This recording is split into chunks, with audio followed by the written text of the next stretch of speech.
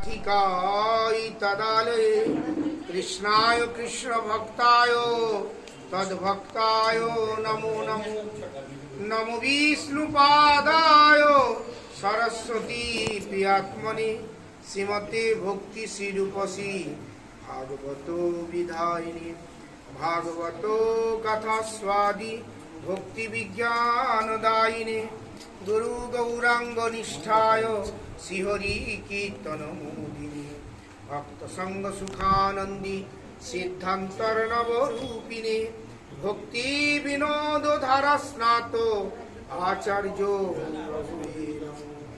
नमो महावदन्नाय कृष्ण प्रेम प्रदायते कृष्णाय कृष्ण चैतन्य नाम्ने गौरतिसे नमो नमो त्रिकाल सत्वाय जगन्नाथ सुताय च सभित्राय सपुत्राय सकलत्राय ते नमो कृष्णाय वासुदेवाय देवकी नंदनाय च नंद गोप कुमाराय गोविंदाय नमो नमो हे गोपाल को हे कृपा जलनिधे हे सिंधु कन्यापते हे कंस घाटक हे गजेन्द्र करुणा पारिन हे माधव हे रामानुज हे जगत्तरु गुरु हे पुंडरीकाक्षमं हे गोपी जननाथ पालयन् परं जानामि न त्वं विना कस्तूरी तिलकं ललाटपटले वक्षस्थले कौस्तुभं नासाग्रे वरमौक्तिकं करतले वेणुकरकङ्कणं सर्वाङ्गे चन्दनं सुललितं कण्ठे च मुक्तावली गोपस्त्री परिवेष्टितो विजयते गोपाल चूड़ामणि ईश्वर परम कृष्ण सच्चिदानंद विग्रह अनादि आदि गोविंद सर्व कारण कारणम चिंतामणि प्रकर साधम सुकल्प भिक्ष लक्षाभितेषु सुरभि अभिपालयन्तं लक्ष्मी सहस्र शत संभ्रम सेव्यमानं गोविन्दमादि पुरुषं तमहं भजामि वेणुन् कनन्तरविन्द दलाय तक्षं बरहावतंस सिताम्बुद सुन्दरंगं कंदर्प कोटि कमनीय विशेष शोभं गोविन्दमादि पुरुषं तमहं भजामि आलोल चंद्रकलसद वनमाल वंशी रत्नांगद प्रणय केलिकला विलासं श्यामं त्रिभंग ललितं नियतो प्रकाशं गोविन्दं आदि पुरुषं तमहं भजामि अंगानि यस्य सकल इन्द्रवित्तिमन्ति पश्यन्ति पान्ति कलयन्ति चिरं जगन्ति आनन्दय चिन्मय सदुज्ज्वल विघ्नस्य गोविन्दं आदि पुरुषं तमहं भजामि अद्वैतम् अच्युतम् अनादि अनन्तरूप्यम् आद्यं पुराण पुरुषा नवयौवनं च वेदे सुदुर्लभो अदुर्लभो आत्मभक्तो गोविन्दं आदि पुरुषं तमहं भजामि गोविन्दं आदि पुरुषं तमहं भजामि गोविन्दं आदि पुरुषं तमहं भजामि गोविन्दं आदि पुरुषं तमहं भजामि गोविन्द नन्दिनी राधे गोविन्द मनमोहिनी गोविन्द सर्वस्व सर्वकान्ता शिरोमणि राधे वृन्दावनेश्वरी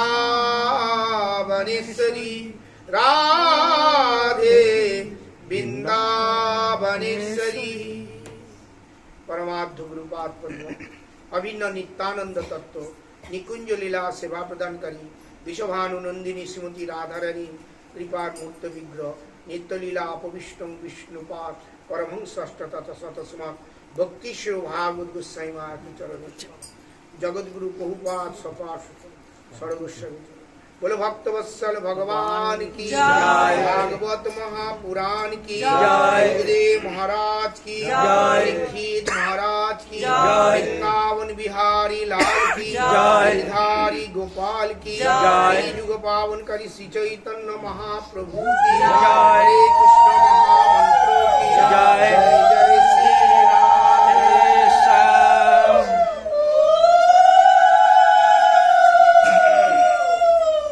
আজকে আমরা শীতলাপাড়া সজল কি টাইটেল তোমাদের চৌধুরী সজল চৌধুরী বাড়িতে এসেছি সন্ধ্যাকালীন একটু ভগবত কথা নাম সংকীর্তন শ্রবণ করে আত্মমঙ্গল আত্মকল্যাণ চির সুখ চির শান্তি লাভ। বিশেষ করে এই মাসটাকে কার্তিক মাস বলা হয়। কার্তিক মাস বিশেষ মাস। এই মাসে ভগবানের দামবন্ধন লীলা হয়েছে। আর এই মাসটাকে বলা হয় উজ্জাব্রত। উজ্জাব্রত মানে উজ্জা কথা হচ্ছে রাধারানী। রাধারানী বিশেষ রূপে এই ব্রতটা করে গোবিন্দকে লাভ করেছে। উজ্জেশ্বরী রাধারানী বা উজ্জাব্রত কার্তিক মাস দামোদর মাস বিশেষ মাস। এই মাসে স্বল্প পূর্ণাঙ্গ বা ভজনাঙ্গ বা সাধনাঙ্গ যদি কেউ করে তাতে বিশেষ ফল লাভ হয়, ভক্তি বৃদ্ধি হয়, ভগবানের প্রতি অনুরাগ, ভগবানের প্রতি প্রীতি প্রেম লাভ হয়। এই মাসটা বিশেষ করে ব্রজের রূপানুগ যারা যারা গৌড়ীয় তারা বিশেষ করে এই ব্রজে এই মাসটাকে বসবাস করে 64 পক্ষার ভক্তাঙ্গের মধ্যে শ্রবণ কীর্তনাদিতে বিশেষরূপে জোর দিয়ে থাকে। ব্রজে যদিও বাস না করা যায়, সাধু সঙ্গে নিয়ম সেবা নিয়ম করে প্রীতিপূর্বক নিষ্ঠাপূর্বক ভগবানের যদি নাম কীর্তন শ্রবণ ভক্তাঙ্গ যাজন করা যায়, যেখানেই থাকা যাক না কেন স্মরণ শ্রবণ কীর্তন স্মরণেই ভগবত ভক্তি বা প্রেম লাভ হয়ে থাকে। তো এই মাসে আমরা বিশেষ করে দামোদর মাস শ্রীমদ্ ভাগবতে নবম স্কন্ধে দামবন্ধ লীলার কথা বর্ণনা আছে। দাম মানে দড়ি, উদরে যশোদামা বাৎসল্য প্রেমে বাল গোপালকে দামবন্ধন করেছিল। এটি একটা বিশেষ লীলা। লীলা মানে ভগবান যেটা করেন সেটাকে বলা হয় লীলা। আমরা যেটা করি সেটা হচ্ছে কর্ম। কর্মের দ্বারা বন্ধন হয়, কর্মের দ্বারা জন্ম মৃত্যু মালা বারবার আগমন করে। ভাগ্যের বিড়ম্বনা কর্মের বিড়ম্বনা আমাদেরকে সেই কর্মচক্রে সুখ দুঃখ ভোগ করতে হয়। কিন্তু সুকৃতিবান ভাগ্যবান জীব ভগবানের এই লীলা কথা স্মরণ চিন্তন কীর্তন শ্রবণ যদি করে তাহলে জন্ম মৃত্যুর অতীত অর্থাৎ ভগবানের যে নিত্য সেবানন্দ, ভগবানের যে নিত্য নামানন্দ প্রেমানন্দে সে নিমজ্জিত হয়ে যায়। বিশেষ করে রাধারানীর করুণা কৃপাটা এই মাসে বিশেষ রূপে লাভ করা যায়। এই জন্য বিশেষ করে যারা ব্রজে বাস করে অতি উত্তম, কিন্তু ব্রজে বাস না করলেও ভক্ত সঙ্গে ভক্তিময় ঠাকুর বলছে গৃহে থাকো বনে থাকো সদা হরি বলে ডাকো। যেদিনও গৃহেতে ভজন দেখি সেদিনও গৃহেতে গোলকবাদ। গৃহেতেও ভজন হয় কিন্তু সেটা অনুকূল হওয়া চাই। ভজনের অনুকূল যদি না হয় তাহলে সে যেখানেই থাকি, আমি বৃন্দাবনেই থাকি বা মায়াপুরে থাকি, যেখানেই থাকি সেটা ভজনের ভক্তিতে উন্নতি লাভ হবে। অনুকূল হচ্ছে গুরু বৈষ্ণবের আনুগত্য। আশ্রয় লইয়া ভজে তারি কৃষ্ণ নাহি ত্যাগে আর সমরি আকারে। আত্মনিবেদন ভাব না থাকলে হরিভক্তিতে উন্নতি লাভ হয়। এটি আমাদের গৌড়ীয় গুরুবর্গের বিশেষ শিক্ষা। রূপানুগ ধারা শিক্ষা, আনুগত্যময়ী সেবা। রাধারানী আনুগত্যে কৃষ্ণ সেবা, গুরু বৈষ্ণবের আনুগত্যে রাধা গোবিন্দের সেবা, মহাপ্রভুর সেবা। তো সেই জন্য এক জায়গায় 1 মাস চাল বসবাস করে নিষ্ঠাপূর্বক প্রীতিপূর্বক যদি হরিনাম হরিসংকীর্তনটা 12 মাসেই তো আমাদের ব্রত মানেই 1 মাস ব্রত নয়, ব্রতটা হচ্ছে আমাদের সারা জীবন। যতদিন আমার জীবন চক্রের কালব্রতিতে আমরা প্রবাহমান হব ততদিন আমাদের ব্রত। যতক্ষণ আমি রাধা গোবিন্দের চরণে পৌঁছতে পারবো, তার নিত্য সেবা দাসীতে যখন স্বীকার করতে না পারবো, ততদিন আমাদের ব্রত। ব্রত মানে 1 মাস নয়, বছরে তো এক কার্তিক ব্রত প্রতিবারই আসে, কিন্তু আমার জীবনটা সারা জীবনের জন্য ব্রত।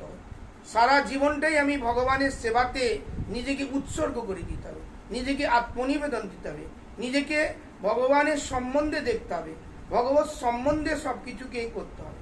ভগবান সবার মধ্যে আছে, ভগবান সবকিছু করছে, ভগবানের মধ্যে সবকিছু আছে। এই যে দেখাটা, এটা হচ্ছে আত্মদর্শন, এটা হচ্ছে ভগবত দর্শন। তাই কার্তিক ব্রতটা বিশেষ করে আমাদের ভজন সাধনের একটা বিশেষ বলদায়ক, ভক্তিদায়ক, প্রেমদায়ক। তাই এই মাসে নবম স্কন্ধে শ্রীমদ্ ভাগবতের দামবন্ধ লীলা কথা হয়েছে। দামবন্ধ লীলাটি কেন হয়েছে?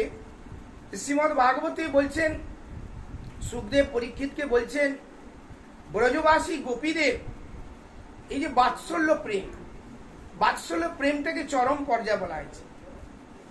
5টা রসের কথা বললেও শান্ত, দাস্য, সখ্য, বাৎসল্য, মধুর। মধুর, শান্ত রস, দাস্যরস, সখ্যরস, বাৎসল্য রস, মধুর। উত্তর রসের মধ্যে শান্ত রসে বৃন্দাবনী, যারা গুল্ম, লতা, বৃক্ষ, ময়ূর, হরিণ, যমুনা নদী, এরা সব শান্ত রসে। এরা ভগবানের সেবা করছে, তাদের আচ্ছাদিত চেতন, কিন্তু তাদের ভগবানের প্রতি অনুরাগ আছে, ভগবানের প্রতি প্রীতি আছে, ভালোবাসা, মৈত্র আছে। ভগবান জন্ম হয়েছিলেন কোথায়? তিনি বাল্যলীলা প্রকট করলেন কোথায়? গোকুলে। জন্মলীলা কেন বৃন্দাবনে করলেন? বৃন্দাবনে স্বাভাবিক প্রেম, প্রীতি, ভালোবাসা আছে। আমাদের এখানে সেই প্রেম, প্রীতি, ভালোবাসার অভাব। হিংসা, দেশ, মাৎসর্য, আমাদের চিত্ত কুটিনাটি, পরদর্শন। এই জন্য ভগবান সেই অপ্রাকৃত চিন্ময় ধাম, তার অপ্রাকৃত নাম, অপ্রাকৃত গুণ, অপ্রাকৃত তার মহিমা, অপ্রাকৃত তার লীলাকে তার নিত্য বৈকুণ্ঠ নয় গোলক ধামেকে প্রকট করলেন। যেখানে জন্মলীলা নেই, সেই জন্মলীলাটা ভৌমলীলাতে তিনি প্রকট করলেন। এই জন্য সেইখানে সমস্ত গোপীরা স্বাভাবিক ভগবানের প্রতি প্রীতি, ভগবান তাদের প্রতি যেমন অনুরাগ, প্রীতি, ভগবানকে প্রতি তাদের প্রীতি। ব্রজবাসীরা স্বাভাবিক কৃষ্ণের প্রতি। এই গোবর্ধন ধারণ লীলা করেছিলেন ভগবান, অন্যান্য যত লীলা করেছেন সব ভগবানের লীলার মধ্যে একটা বৈশিষ্ট্য, একটা পরিচিতি প্রকট হয়েছে। তো সমস্ত ব্রজ গোপীরা কৃষ্ণকে হৃদয় থেকে স্বাভাবিক ভালোবাসে। বাৎসল্য প্রেমের মূর্ত বিগ্রহ হচ্ছে যশোদা। তো যশোদা, নন্দ, তারা পূর্বকালে ধরার্ধন রূপে তপস্যা করেছিল। অ্যাকচুয়ালি কৃষ্ণের নিত্য পিতামাতা কিন্তু নন্দ যশোদা, বসুদেব দেবকী না। বসুদেব দেবকী দেব মানে 12,000 বছর তপস্যা করেছিল। বসুদেব দেবকী 12,000 বছর ধরে তপস্যা করেছিলেন। তপস্যায় সন্তুষ্ট হয়ে ভগবান শ্যামসুন্দর রূপে দর্শন দিলেন। যখন দর্শন দিলেন তখন বসুদেব দেবকী প্রভুর কাছে বলেছিল, প্রভু যেন আপনার মতন একটা সন্তান হয়। ভগবান বলে, আমার সমান মতন তো কেউ হতে পারে না, আমার সমানও কেউ হতে পারে না, আমার ঊর্ধ্বেও কেউ হতে পারে না, তাহলে আমাকেই জন্মলীলা প্রকট করতে হবে। তাই ভগবান তথাস্তু তথাস্তু তথাস্তু বলে 3 বার বলেছিলেন। তাই 3 জন্ম, অর্থাৎ বসুদেব দেবকী প্রথমে সুতপা কৃষ্ণী গর্ভরূপে ভগবান যজ্ঞেশ্বর বিষ্ণু রূপে এসেছেন। দ্বিতীয় জন্মে কশ্যপ অদিতি কাছে ভগবান বামন দেব রূপে এসেছেন, অথবা কৌশল্যা অর্থাৎ নন্দ কাছে, কসদা দশরথ মহারাজ কাছে ভগবান রামচন্দ্র রূপে এসেছিলেন। আর তৃতীয় জন্মে বসুদেব এবং দেবকী কাছে বাসুদেব কৃষ্ণ এসেছিলেন। ভগবানের নিত্য গোলকে এই জন্মলীলাটা নেই। ভগবান এই জন্মলীলাটি আস্বাদন করতে চাইলেন, আর নন্দ যশোদা বাৎসল্য প্রেম আস্বাদন করতে চাইলেন। ভগবানের বাৎসল্য প্রেমের সেখানে অভাব ছিল, তাই মর্ত ভৌম প্রপঞ্চে ভগবান সেই লীলাকে প্রকট করলেন। সেই নন্দ যশোদা ধরাধ্বন রূপে তপস্যা করেছিলেন ভগবানের বাৎসল্য রস শাসন। তাই ভগবান বসুদেব দেবকীর কাছে আবির্ভূত হয়ে নন্দ যশোদার কাছে গিয়ে সেই বাৎসল্য রস আস্বাদন করলেন, বাল্যলীলা গোকুলে প্রকট করলেন। অহোভাগ্য অহোভাগ্য নন্দ বজুকাসন যদ মর্তং ব্রহ্ম পরমানন্দ সুন্দর। সেই পরমানন্দ ভগবান নন্দ আদিনাতে হামাগুড়ি দিচ্ছেন, নন্দ যশোদার কি ভাগ্য। তো সেই জন্য ব্রজের গোপীদের মধ্যে একটা স্বাভাবিক কৃষ্ণের প্রতি প্রীতি, কৃষ্ণ ও ব্রজবাসীর প্রতি স্বাভাবিক। তো সমস্ত ব্রজবাসী গোপীরা তাদের একটা করে ছেলে আছে, ছেলেকে যেটা প্রত্যেক ছেলে তো মা তার ছেলেকে ভালোবাসে, প্রীতি করে, আদর করে, কিন্তু আত্মার আত্মা পরমাত্মা ভগবান নন্দনন্দন কৃষ্ণ রূপে, যশোদানন্দন কৃষ্ণ রূপে তিনি লীলা করছেন।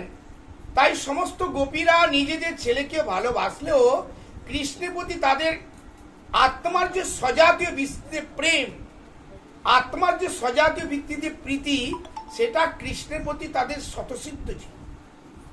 তাই গোপীরা ব্রহ্মাকে নিন্দন করছে, ব্রহ্মা তুমি সৃজন জানো না। বলে কেন গো, আমি এত দেবতা দানব তির্যক মানব পশু পক্ষী কত কিছু সৃষ্টি করে আমি সৃষ্টি জানি না। বলছে না, তুমি আমাদের একটা করে ছেলে দিয়েছো, আমাদের ছেলের নাম কি রাখাল, আমরা রাখালের মা। আর যশোদাকে একটা ছেলে দিয়েছো, তার নাম কি গোপাল, যশোদা গোপালের মা, আমরা গোপালের মা হতে পারলাম। এই যাদের একটা খেদ, একটা দুঃখ, একটা অভাব, এটা প্রেমের স্বভাব, এটা প্রীতির স্বভাব। বিনা প্রেমে নাহি মিলে নন্দরা। প্রেম না থাকলে, প্রীতি না থাকলে সেই পরমানন্দ ভগবানকে, সচ্চিদানন্দ ভগবানকে, আনন্দময় ঘন ভগবানকে লাভ করা যায়। অনেকে বাড়িতে গোপাল আছে, অনেকে ভগবানের সেবা করে, কিন্তু প্রীতি নাই, প্রীতি রহিত, প্রেম রহিত। ভগবান সেই প্রীতি রহিত সেবা গ্রহণ করেন। ভক্তের অন্ন কারি কারি খায়, অভক্তে উল্টিয়া নাহি চায়। ভগবান দেখে যে সত্যি সত্যি আমার জন্য সর্বন্তকরণে তার প্রীতি আছে কিনা, তার ভালোবাসা মমত্ব আছে কিনা, তখন সেই ভগবান সেই বস্তুকে গ্রহণ করে। কিন্তু আমরা যখন কোনো কিছু সেবা করতে যাই, আমাদের অহংকার, অভিমান, আমাদের প্রতিষ্ঠাকে সামনে রেখে সেবা করি, কিন্তু সেই সেবাটা সুষ্ঠু হয় না, ভগবানের সুখ হয় না। যেমন কৃষ্ণ আবির্ভাব যখন হয়েছিলেন নন্দগোকুলে, তখন নন্দগোকুলে বাধাই উৎসব বলা হয়, নন্দ উৎসব যেটা বলা হয়। সমস্ত ব্রজবাসীরা স্বাভাবিক ক্ষীর ননি মাখন নিয়ে এসেছিল, তারা নিয়ে এসে নন্দ মহারাজের কাছে দিয়েছিলেন, এবং সেখানে নন্দ উৎসবে সবাই আনন্দে নৃত্য করেছে। সেই আনন্দের নৃত্যতে সবাই আত্মহারা হয়ে গেছিল। তাদের স্বাভাবিক প্রেম প্রীতিতে যা নৃত্য করছিল, তাদের সময় জ্ঞান ছিল না। এত আনন্দে তারা নন্দঘরে আনন্দ ভাইও জয় কানাইয়া লাল কি, হাতি ঘোড়া পার কি, যার কায়া না কি, স্বর্গে দুমদুবি বাজে নাচে দেবগণ, হরি হরি ধ্বনি হরিল ভুবন। ব্রহ্মা নাচে, শিব নাচে, নাচে দেবগণ, গোকুলে গোয়ালা নাচে পাইয়া গোবিন্দ। এই আনন্দে তারা এমন নৃত্য করছে, ক্ষীরননি মাখন অঙ্গনে ঢেলে গড়াগড়ি দিচ্ছে। এই যে স্বাভাবিক প্রেম প্রীতিতে গোপালের প্রতি। কিন্তু বসুদেবের কাছে যখন বাসুদেব কৃষ্ণরূপে জন্ম হয়েছিলেন, তিনি তো তার জন্ম উৎসব করতে পারেনি, তিনি তো কারাগারে ছিলেন। কিন্তু কংসকে যখন বধ করলেন, উগ্রসেনকে রাজা করলেন, কৃষ্ণ বসুদেব দেবকীকে যখন কারাগার মুক্ত করলেন, বসুদেব দেবকীও তখন কৃষ্ণের একটা অনুষ্ঠান করেছিল, আনন্দ উৎসব করেছিল। জন্ম উৎসব করতে পারেনি, মনে মনে তিনি গোদান করেছিলেন। এখন তিনি সাক্ষাৎ গোদান করলেন। সমস্ত গায়কগণ বাদকগণকে ডেকেছিলেন নৃত্য করার জন্য, কীর্তন করার জন্য, কিন্তু ওতে কৃষ্ণের সুখ হলো না। কেন? তারা পয়সার বিনিময়ে কীর্তন করেছিল, তারা পয়সার বিনিময়ে নৃত্য করেছিল, তারা সময় ধরে করেছিল, তার জন্য ভগবানের সুখ হয়নি। কিন্তু ব্রজেতে যে স্বাভাবিক ব্রজবাসীর প্রতি যে প্রীতি, তারা আনন্দে নৃত্য, তাতে ভগবানের সুখ হইল। ভগবানের দোষণটাই হচ্ছে ভক্তি, দোষণটাই হচ্ছে ভগবানের সুখবিধান। ভগবান যাতে সুখী হয়, আমার প্রভু, আমার গোবিন্দ, আমার রাধারানী, আমার কৃষ্ণ, আমার মহাপ্রভু সুখী হবে, তার সুখীর জন্য। তার সুখের জন্য সমস্ত। তোমার সেবায় দুঃখ হয় যত, সেও তো পরম সুখ। সেবা সুখ সম্পদ নাশয় আবিদ্যা। তোমাকে সুখী করার জন্য, সুখী বৃত্তিটা হচ্ছে ভক্তি, সেটাই বলা হয় প্রেম। ভগবানকে সুখ দেওয়া প্রবৃত্তিটা হৃদয়েতে এমনি আসে না। আমাদের কামনা চিত্ত, বাসনা চিত্ত, আমরা যে কোনো কিছু করি তার মধ্যে আমাদের কামনা বাসনা আগে থাকে। আমরা কিছু রান্না করতে গেলেও তার মধ্যে কামনা বাসনা থাকে, কাকে কে দেবো আগে থেকে ডিস্ট্রিবিউট করে দিই, মনে মনে ডিস্ট্রিবিউট করি। ভগবানকে ভোগ লাগলো না, কিন্তু আগে ডিস্ট্রিবিউট করে ফেললাম। কিছু কি বাজার থেকে আনার আগে আমি খাবো এই বিচার নিয়ে আমি বাজার থেকে নিয়ে আসছি, কিন্তু আমার প্রভু খাবেন, তার প্রভুর প্রসাদ, এইরকম বিচার আমাদের খুব কম হয়। হয়তো জাগতিক লোক তো ছেলে মেয়ের জন্য করে, ভক্তরাও অনেক সময় নিজের মানে ভোগ চরিতার্থ বাসনা নিয়ে ভগবানকে সেবা দেয়, সে ভোগটা ভগবানের লাগে না। কিন্তু ভগবান সুখী হবে, আমি অতি নগণ্য, আমি ক্ষুদ্র, আমার এই ক্ষুদ্র সেবাটা প্রভু যেন সুখ হয়, এই বৃত্তিটা আমাদের মধ্যে খুব কম থাকে। সেটা শুদ্ধ হৃদয়, নির্মল পবিত্র হৃদয়, যাদের মধ্যে কোনো কামনা বাসনা নেই। এই নির্মৎসর, নিরহংকার, নিরভিমান, এই হৃদয়েতে সেই শুদ্ধ ভাবনা, শুদ্ধ প্রেম আছে। এটা ব্রজবাসীদের মধ্যে ছিল সেই স্বাভাবিক প্রেমটা। যেমন মদন গোপাল সেই চোবেজি শেঠজির বাড়িতে, সেই শেঠজি মাতাজি মানে স্নান না করে, কাপড় না ধুয়ে গোপালের জন্য তাড়াতাড়ি রুটি বাগিয়ে মদন গোপালকে খাওয়াতো। সনাতন গোসাই বললে যে মাতাজি তুমি একটু ভালো করে শুদ্ধ হয়ে চান টান করে গোপালকে খেতে দেবে। তখন গোপালের খেতে দেরি হয়ে গেল। গোপাল বলল যে আমাকে ওই তোমার ওই শুদ্ধ নিয়মের মধ্যে আমি চলতে রাজি না, কেন ব্রজবাসী গোপীরা আমাকে স্বাভাবিক বলে প্রেম প্রীতি করে দেয়, সেটি আমার খুব সুখ হয়। তো নিয়ম কানুন ভগতের জন্য নয়, ভগবান সুখের জন্য যে নিয়মটা, সেটি হচ্ছে নিয়ম। ভগবান যাতে খুশি হবে, তার সুখ হবে, তার ইন্দ্র তোষণ সুখ বিধান, এটাকে বলাই ভক্তি। তো সেই জন্য ব্রজবাসীরা স্বাভাবিক কৃষ্ণের প্রতি প্রীতিতে অনুরাগ। তো সেখানে বলছেন যে ভগবান এই গোপীদের মধ্যে একটা অনুরাগ ছিল, যে কৃষ্ণ যদি আমার পুত্র হতো, কৃষ্ণ যদি আমার ছেলে হতো, তাকে বেশি করে আলিঙ্গন করতাম, চুম্বন খেতাম, ভালো করে স্তন পান করা, এই ভাবনাটা তাদের মধ্যে সবসময় ছিল। তাই তারা ক্ষীর ননি মাখন বানাতো, নিজের ছেলেকে খাওয়াতো, কিন্তু তাতে মানে তাদের চিত্তটা সন্তুষ্ট হতো না। এই জন্য তারা মানে কৃষ্ণ মাখন ননি বানানোর সাথে সাথে তারা মনে মনে ভাবতো যে আমার মাখন ননিটা বানানো, কৃষ্ণ যদি এসে, কানাই যদি এসে, গোপাল যদি এসে খেয়ে যেত, তাহলে আমার মাখন বানানো বা ননি তৈরি করাটা সার্থকতা হতো। এইরকম তারা ভাবনা চিত্ত হয়ে ভগবানের গুণকীর্তন করে করে সেবা করত।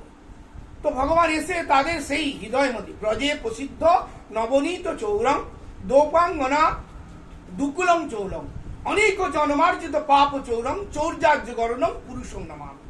ব্রজে প্রসিদ্ধ নবনীত, ভগবান এই ব্রজবাসীগণের থেকে নবনীত যে চুরি করে খেতে, এটি একটি লীলা।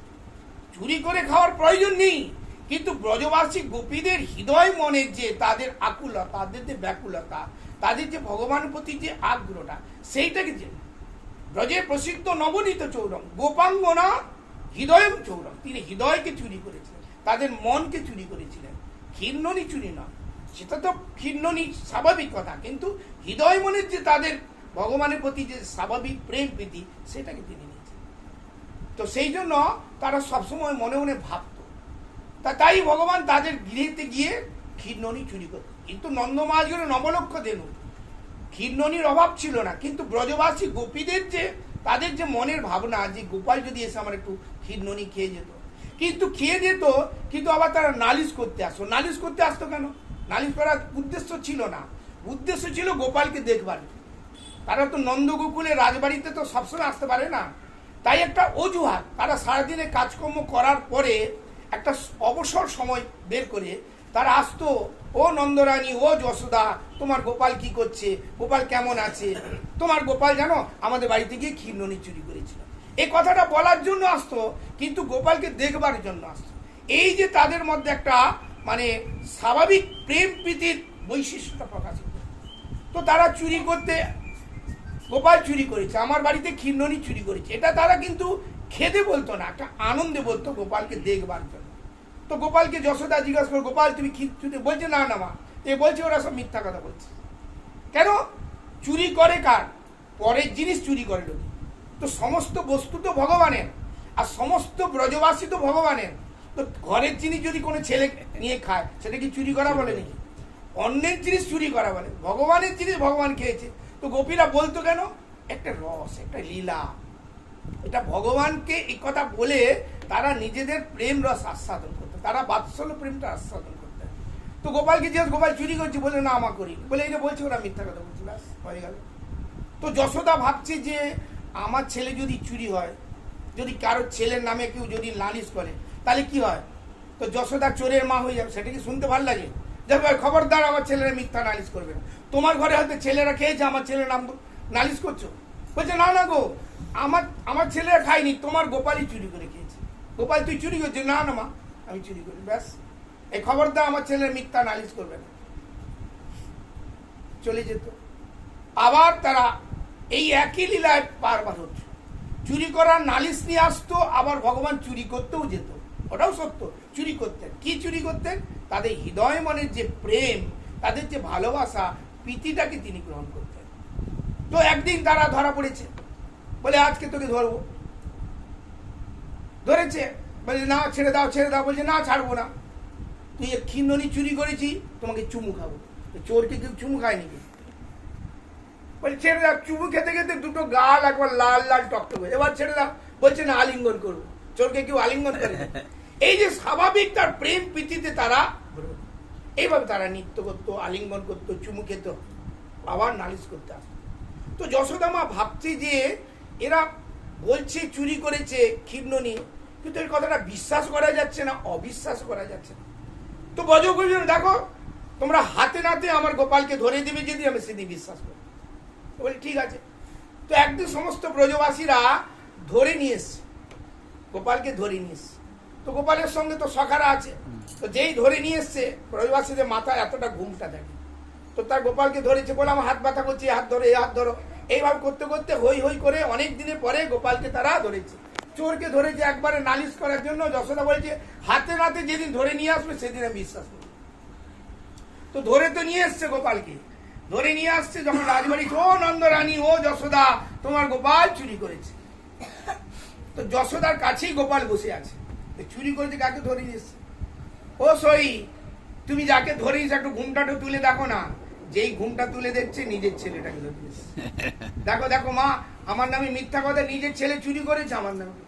ব্যাস, লজ্জাতে আর যে তারা নালিশ করার জন্য এসেছিল, সুরসুর করে আবার সেই গোপাল বাচ্চা ছেলেটাকে ধরে টেনে। আরে গোপালকে ধরে নিয়ে এলাম, হয়ে গেল ছেলে। গেটের বাইরে এসে দেখছে, দেখি তারপর ঘুমটাটা তুলে এসে দেখি গোপাল। এই কি ব্যাপার? ছেলে হয়ে গেল গোপাল, গোপাল হয়ে গেল ছেলে। বলে খবরদার, আর ধরবে না। এবার যদি ধরো, এবার তো তোমার ছেলে হয়েছে বা তোমার স্বামী হয়ে যাবো, তখন বুঝতে পারবে না। সেই ভয়েতে ব্রজবাসী গোপীরা কেউ আর নালিশও করতে আসতো না, আর ধরতে আসতো। কিন্তু যশোদার মনে একটা স্ট্রাইক করতো যে এত ক্ষীরননি, এত মাখন, তথাপিও এই কথা বলো। তো তখন মাখন, তথাপি গোপাল কেন চুরি করে খেত? সেই দিন যশোদা কি করেছেন, আগের দিন এই নবলক্ষ ধেনুর মধ্যে 9টা দুধালে খায়, মানে সবচেয়ে ভালো, হ্যাঁ, কালো সাদা এবং কালো লাল এরকম গাভী দেখে, উৎকৃষ্ট যেগুলা, খুব মানে বলছে পদ্মপলাশ গাভী বলা আছে, সেই গাভীগুলো সুন্দর দুগ্ধ দেয়, খুব সুগন্ধ দুগ্ধ এবং খুব মোটা, খুব সুন্দর সুস্বাদু দুগ্ধ। সেই রকম 9টা গাভীকে চয়ন করে আগের দিন দুগ্ধ দহন করেছে, ভালো করে দুধটাকে জাল দিয়েছে, নিজে হাতে দধি বসে। কেন? যশোদা মা ভাবলো যে দাস দাসীরা করে, হয়তো দুগ্ধটা, ক্ষীরটা, মাখনটা খুব টেস্টফুল হয় না, তাই আমার গোপাল অন্য বাড়িতেই চুরি করে খায়। তাই নিজে হাতে যশোদা মা সেই দুগ্ধ বসিয়েছেন। যে দুগ্ধ বসিয়ে দই বসিয়েছেন, পরের দিন সকালবেলা দধি মন্থন করবেন। সেই দধি মন্থন করার জন্য তিনি সকালবেলা খুব প্রাতঃকালে ব্রহ্ম মুহূর্তে উঠে পড়েছেন। ব্রহ্ম মুহূর্ত হচ্ছে সূর্য উদয় 1 ঘন্টা 48 মিনিট পূর্ব হচ্ছে ব্রহ্ম মুহূর্ত। সেই সময়টা উঠে তিনি কাপড় টাপড় ছেড়ে শুদ্ধভাবে পবিত্র হয়ে দধি মন্থন করতে গেছেন। এদিকে গোপাল ঘুমাচ্ছে, তো গোপালের গুণকীর্তন করছেন আর দধি মন্থন করছেন। হাত পায়ে নুপুর আছে, কোমরে বাউটি আছে, হাতে বাউটি, কোমরে কমর পেটি আছে, হ্যাঁ, খুব সুন্দর, মানে সঙ্গীত শরীর মানে এই যে ঘরে ঘরে করে ঘটি মন্ত্র করছে, একটা ঢিকি তবলা আওয়াজ হচ্ছে, পায়ের উপরে একটা ধ্বনি হচ্ছে, হাতের বাউটির একটা শব্দ হচ্ছে, কমর পেটির একটা শব্দ, সুন্দর হারমানি, ঢিকি তবলা সুন্দর মধুর স্বরে গোপালের গুণমহিমা কীর্তন করছে আর নদী মাখন করছে। যখন করছেন এমন সময় গোপাল ঘুম থেকে উঠেছে। বাচ্চা ছেলে স্বাভাবিক কি ঘুমানোর সময় মাকে আঁচলটাকে ধরে ঘুমায়, তাহলে মাকে জড়িয়ে ঘুমায়। আর মা সকালবেলা ঘুম থেকে উঠার আগে বাচ্চা ছেলে উঠলে অনেক রকম তার বাথরুম করবে, তার করবে, তাকে স্নান করাতে অনেক কাজ থাকে। সেই জন্য মা সকালবেলা বাচ্চা ছেলে ঘুম থেকে উঠার আগেই তার কাজগুলো সেরে নিতে চায়, স্বাভাবিক মায়ের বাৎসল্য প্রেমিকা। তো গোপাল ঘুম থেকে উঠে দেখছে মা নেই, মা নেই, তো ম্যা ম্যা করে কাঁদতে আর করছে। তো যশোদাদের দধি মন্থনের মধ্যে এতটা নিবিষ্ট হয়ে গেছে, এতটা প্রীতির মধ্যে তার সেই গোপালের জন্য খুব সুন্দর নবনীত উঠবে তার দিকে তার ধ্যান, আর সুন্দর মানে সুন্দর মহিমা সূচক গোপালের বাল্যলীলা কীর্তন করছেন আর ওই মাখন তুলছে। গোপাল দেখতে পাচ্ছে না, তো না দেখে কান্নাকাটি করছে। স্বাভাবিক গোপাল বাচ্চা ছেলে ঘুম থেকে উঠলে তার ক্ষুধা পায়, মায়ের স্তন না পাওয়া পর্যন্ত তার মেজাজটা ঠিক থাকে। তো গোপাল উঠে দেখছে যে মা নেই, তো মা নেই, কাঁদতে কাঁদতে ওই খাট থেকে নেমে গুড়ু গুড়ু গুড়ু গুড়ু করে গেছে। তো মা যেখানে দধি মন্থন করছে সেখানে মায়ের আঁচল ধরে টানছে, দাও দাও দুধু দাও, দুধু দাও। দাঁড়া বাবা, বাচ্চা গোপাল দাঁড়া, আমি এই মাখনটা তুলে নিই, আমার গোপাল খাবে, ননি খাবে, মাখন খাবে, এরকম তাকে সান্ত্বনা দিচ্ছে। যেই সান্ত্বনা দিচ্ছে গোপাল কিন্তু কিছুতে শুনতে না, বলছে না দাও, এক্ষুনি দাও। তো যশোদা বলছে দাঁড়া, এই মাখনটা উঠে যাবে, এই মাখনটা উঠলেই আমার গোপাল খাবে। কিন্তু গোপাল শুনছে না। তখন যখন দিচ্ছে না তখন ওই দধি মন্থনের দণ্ডটা গিয়ে ধরেছে। যশোদা মার সঙ্গে যখন নন্দবাজি বিবাহ হয়েছিল তখন ব্রজেতে স্বাভাবিক মানে ক্ষীরননি দধির মানে প্রসারটা বেশি, সেই জন্য একটা দধি ভাণ্ড দিয়েছিল, সেটা 40 মণ দুধের দধি ভাণ্ড মানে একসঙ্গে করা যায়, এখনো রয়েছে সেটা, এখনো মানে জরাজীর্ণ মঙ্গল অবস্থা। গোকুল, নন্দ গোকুলের ঠিক নিচে সেখানে মানে নৃসিংহ মন্দির আছে এবং মানে দধি ভাণ্ডর কুণ্ডটা রয়েছে, এবং সেখানে একটা সরোবর আছে যেখানে যশোদা মা রোজ স্নান করতে আসতেন, নন্দ গোকুলের ঠিক নিচের দিকে। তো যাই হোক, সেই দধি মন্থনে দণ্ডটা গিয়ে ধরেছে। তো তখন দেখলেন যে আর তো উপায় নেই, তখন দধি মন্থন বিরত করে গোপালকে নিয়ে স্তন পান করাচ্ছে আর আর তাকে তারা সুন্দর মুখকে চুম্বন খাচ্ছেন, মাথায় ইয়ে করছেন। এইরকম সময় আর কিছু দুধ চুল্লিতে বসানো ছিল, যেটা আগের দিন তোলা হয়েছিল, দুধটা সবটা জাল দেওয়া ছিল, কিছু চুলার মৃদু মৃদু চুল্লিতে দুধটা আস্তে আস্তে উছলে পড়ছে। তো দধি গোপালকে তন পান খাওয়াতে গেছে, দুধিতে চুল্লিতে দুধটা উছলে পড়ে যাচ্ছে। তখন মা চিন্তা করলো আমার স্তনের দুগ্ধটা তো শেষ হবে না, গোপালকে পরে খাওয়াবো, ওই গোপালের জন্য ক্ষীরননি হবে, সেই দুধটা নষ্ট হয়েছে, তাই গোপালকে নামিয়ে রেখে দুধ আনবে। আর গোপালের মনে খুব রাগ হয়েছে, হ্যাঁ তোমার দুধ থেকে আমার দুধ পান করাতে দুধ উঠানোটা বেশি হলো, ব্যাস বাচ্চা ছেলে রাগ হলে যা হয়। তখন সে কি করবে, একবার কর্মর করে দাঁত কামড়াচ্ছে আর রেগে হ্যাঁ কি করবে, সামনে দেখছে কি আছে, ছোট ছোট পিড়ে বা ইটের নোড়া ওই দধি ভাণ্ডতে দেওয়া হয়। খুব সুন্দর বিশ্বনাথ চক্রবর্তী দামবন্ধ লীলা বর্ণন করেছে, শ্রীমদ ভাগবতে বর্ণন, টিকাগুলো আস্বাদন করলে শোনা যায়। তো তখন ওই মুড়ি নিয়ে ভাঙতে যাচ্ছে। প্রথমে কানাই ভেঙেছিল, কানাই ভাঙছিল, দধি ভাণ্ড বলছে গোপাল তুমি মাকে বলে দেবো তুমি দুষ্টুমি করবে না, আমাকে ভাঙবে না। যখন দুবার তিনবার ভেঙেছে কানাতে লাগলো, হয়নি, তারপর নিচে যেই নিচে দিয়েছে কল কল করে সব বেড়ে গেছে, একবারে দধিতে একবারে ভর্তি। তখন গোপাল ভালো, আরে মা তো আসছে খুব মার দেবে, ভয়ে তো তখন পালিয়ে যাবো কোথায়, পায়ে দধি তো পুরো পায়েটাকে লেগে গেছে, পায়ের চিহ্ন পড়ে গেছে। এদিকে যশোদা মা ও দুধটা নামাতে গেছে, এদিকে দেখেছে দধি ভাণ্ড ভেঙে দিয়ে গোপাল কি করে ভয় পেয়ে গেছে, পালিয়ে গেছে। তো যশোদার নন্দমহারের তো অনেক ঘর, একটা আমান্য জিনিস মানে যেগুলো ঠাকুরে ভোগ লাগে না, ভোগ লাগানো হয়নি সেই সব জিনিস, আবার প্রসাদী ঘর আছে, রান্নাঘর আছে, ভোগের ঘর আছে, শয়ন ঘর আছে। তো একটা ঘরেতে কিছু ক্ষীর ননি লাড্ডু পিঠে বিভিন্ন রকম মানে সব গুছানো ছিল। তো সেই ঘরে ঢুকেছে, ঢুকে একটু দরজাটা ফাঁক করে রেখেছে যে মা আসলে দেখতে পাবে, পুরোটা বন্ধ করে। আর ওদিকে উলুখল মানে একটু মানে খাটের উপর একটু উপরে উঠে, উলুখল মানে একটু উঁচু জায়গার টুলের উপরে উঠে ওই শিখে থেকে নামাচ্ছে। শিখের থেকে মাখন ননি নামাচ্ছে আর খাচ্ছে। ওই সকাল হয়ে গেছে, ওই জানলার দিকে বানররা এসে গেছে, আর রাগে তো ওই খাচ্ছে আর বলে তোরা খা, সব ছুঁড়ে ছুঁড়ে ওদিকে ফেলছে। আর এইদিকে যশোদা এসে যে গোপাল কোথায় গেল, খুঁজতে খুঁজতে জানলা দিয়ে দেখছে গোপাল তুই কি করছিস।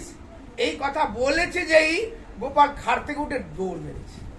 যেই দৌড় মেরেছে গোপাল যশোদা মা ভাবছে আর দুষ্টু বদমাশ ছেলে, আজকে তোকে ধরে শাস্তি দেবো। যেই ধরতে যাচ্ছে কিছুতেই ধরতে পারে, কেন সে তো বাচ্চা ছেলে, ক্ষীর নুনিতে খেয়েছে আর সকালে মায়ের দুধ খেয়েছে। আর যশোদা তো খুব বয়স্ক, হ্যাঁ তার মোটা শরীর, সে আর গোপালকে ধরতে পারে। এ ঘর ও ঘর, এ ঘর গুড়ু গুড়ু গুড়ু গুড়ু গুড়ু করছে, এ ঘর ও ঘর কিছু ধরতে পারে। যেই ধরতে যাবে কিছু ধরতে পারছে না, কিছুতেই ধরতে পারছে না। কিন্তু যশোদা বলছে আজকে তোকে ধরবোই, আগে তোকে ধরে এমন শাস্তি দেবো আর কখনো যেন বদমাইশ না। গোপাল বলছে আমি ধরা দেব না, আর যশোদা বলছে আমি ধরবো। যোগীন্দ্র মুনীন্দ্রগণ হাজার হাজার বছর ধরে তপস্যা করে যাকে ধরতে পারে না, কিন্তু বাৎসল্য প্রেমের কাছে ভগবান বন্ধন স্বীকার করবেন। তো এইরকম ধরবার জন্য চেষ্টা করছে। যশোদা মার ঘর্মাকৃতি হয়ে গেছে, মাথার খোপার ফুল খুলে গেছে, পায়ে গুলি হয়ে গেছে, এবং যেন চুলমুলগুলো এলোমেলো হয়ে গেছে। এবং গোপালকে ধরবো, এই যে তার একাগ্রতা, আমার গোপাল আমার ছেলে, আমি তাকে ধরবই, তাকে আমি ধরবই, এই যে তার একাগ্রতা, তার নিষ্ঠা। আর এইরকম অনেকক্ষণ ধরে, বহুতক্ষণ ধরে গোপালের পিছনে দৌড়াচ্ছে, গোপাল ধরা পড়ছে না। তো তখন ভগবানের ইচ্ছা জ্ঞান শক্তি, মায়ের এই কষ্ট দেখে গোপাল বন্ধন ধরার জন্য স্বীকার করল। তখন মা যশোদা ধরে ফেললেন। যখন ধরে ফেললেন তখন গোপাল ধরে নিয়ে তাকে খুব শাস্তি করার জন্য একটা ছড়ি তুলেছে। তাই সত্যব্রত মুনি বলছে নমামি সরম সচ্চিদানন্দ রূপম লসৎ কুণ্ডল গোকুলে ব্রাজমান যশোদা ভিয়া উলুখলা ধাবমানম পরাম মিষ্ট তদদূত গোপ্য। নমামি সরম, আমি সেই সচ্চিদানন্দ স্বরূপ, পরমানন্দ স্বরূপ, আনন্দ ঘন বিগ্রহ আনন্দচন্দ্র কৃষ্ণচন্দ্রকে আমি ভজনা করি। নমামি সরম সচ্চিদানন্দ, সচ্চিদ আনন্দ স্বরূপ, সচ্চিদানন্দ স্বরূপ। নমামি সরম সচ্চিদানন্দ রূপং লসৎ কুণ্ডল গোকুলে, যিনি গোকুলে ভ্রাম্যমান। আর কি হচ্ছে, সেই গোপালের কানে কুণ্ডল দোল খাচ্ছে, হাত গলায় মণিমাণিক্য ঝলমল করছে, সেটাও দোল খাচ্ছে। আর কি হচ্ছে, লসৎ কুণ্ডল গোকুলে ভাজন, যিনি গোকুলে ভ্রমণকারী আনন্দ স্বরূপ কৃষ্ণচন্দ্র, সেই কৃষ্ণচন্দ্রকে আমি ভজনা করি। যশোদা ভিয়া, যশোদার ভয়ে যিনি দৌড়াচ্ছেন, ভয়ও যাকে ভয় পায় তিনি আর যশোদার ভয়ে দৌড়াচ্ছেন কেন, বলে বাৎসল্য প্রেমের এটি স্বভাব। যশোদা ভিও উলুখলা ধাবমান, উলুখল মানে উপরে ভেকির মতো একটা জায়গা থেকে উঠেছিল, সেখানে উলুখলা ধাবমান। পরামৃষ্ট তদদূত গোপা, খুব দ্রুত গতিতে দৌড়াচ্ছেন, এমন দ্রুত গতিতে দৌড়াচ্ছেন গোপালকে যশোদামা ধরতে পারে। তদদূত গোপা রুদন্তে মুহুর নেত্তম যুগ্মং মিজন্ত। আর এত দৌড়াদৌড়ি করার পরে মা যখন ধরতে পারছে না, গোপাল বলছে মায়ের কষ্ট আছে, তাই ধরার শিকার দিলেন, ধরে ফেলেছে।